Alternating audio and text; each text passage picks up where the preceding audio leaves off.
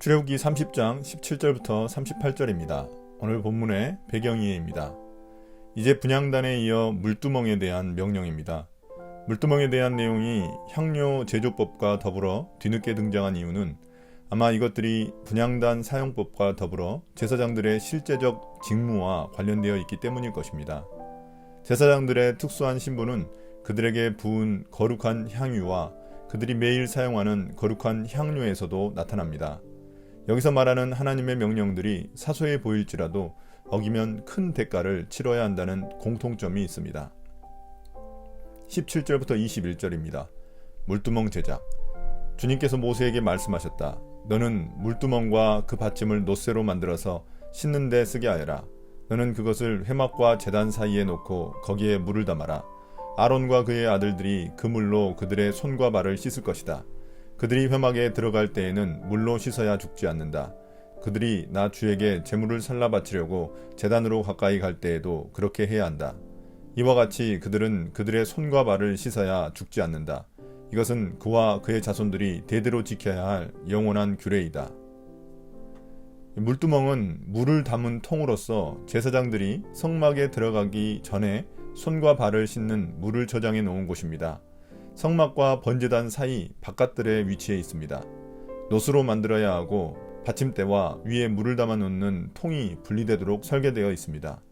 역시 이동성을 고려한 디자인이라고 말할 수 있습니다.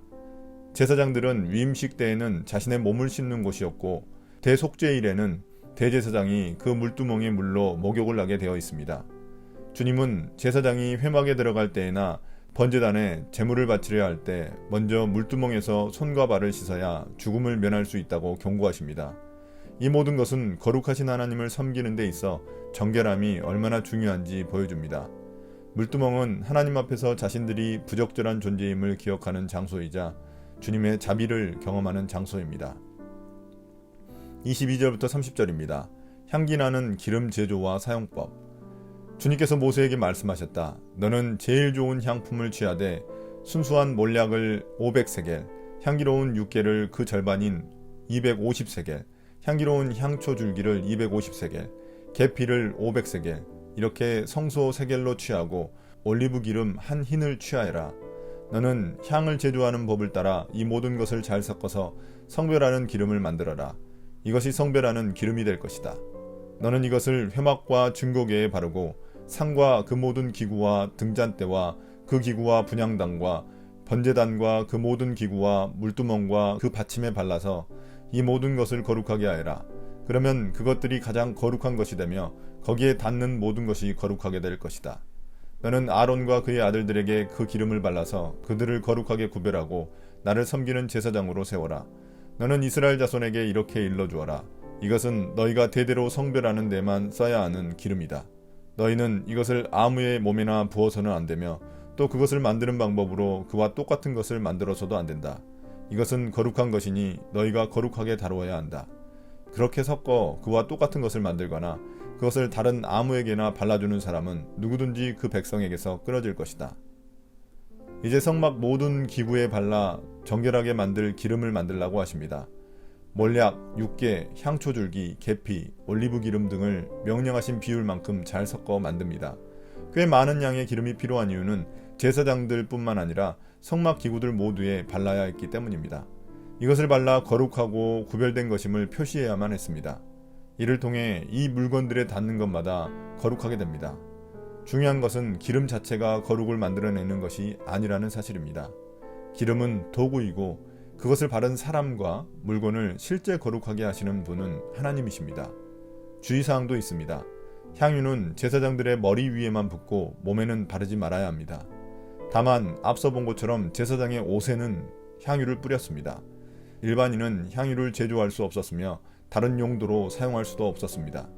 향유는 성령의 상징이라고 볼 수 있습니다. 34절부터 38절입니다. 분향단 향료 제조. 주님께서 모세에게 말씀하셨다. 너는 향품들 곧 수압향과 나감향과 풍자향을 구하여 그 향품들을 순수한 유황과 섞되 저마다 같은 분량으로 하여라. 너는 향을 제조하는 법을 따라서 잘 섞은 다음에 소금을 쳐서 깨끗하고 거룩하게 하여라. 너는 그 가운데서 일부를 곱게 빻아서 내가 너와 만날 회막 안 증거계 앞에 놓아라. 이것은 너희에게 가장 거룩한 것이다.